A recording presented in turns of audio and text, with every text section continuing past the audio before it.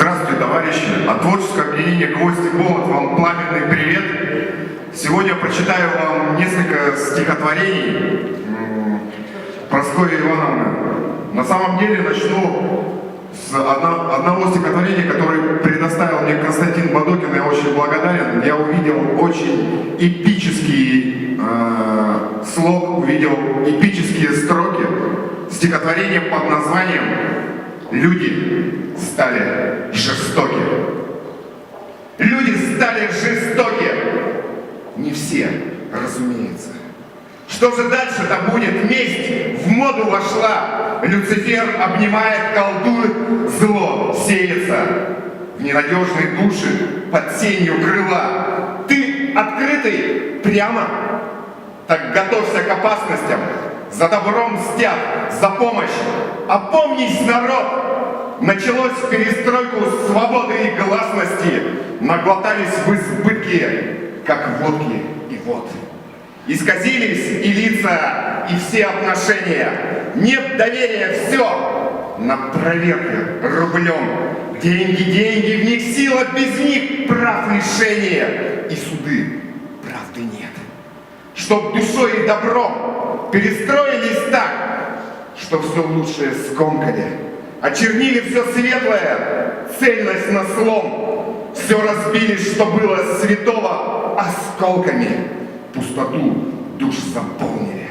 Наглостью злом было и есть. Да пребудет высокое, чистое. Было и есть, да пребудет творение в венец. Человек и природа, и небо лучистое. Всем воздастся за жизнь. Смерть не конец!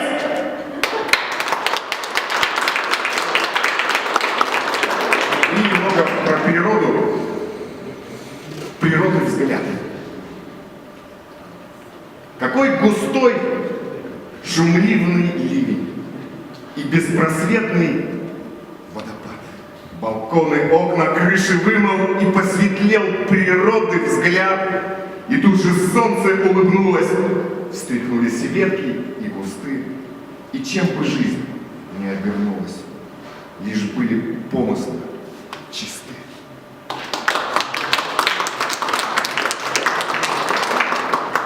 В душе нет Бога, и искры гаснут. Я как безнога, когда безгласно в словах святые живут созвучия, без них все стынет. Благополучие уже не радость. Простите, люди, неблагодарность, путь многих труден. Я все имею для жизни гладкой, и все ж херею при всех достатках. Но расцветаю и загораю, сколь обретаю живую радость. И в сердце звезды искрясь лучатся, чтоб рано или поздно им вдаль умчаться. Спасибо, друзья!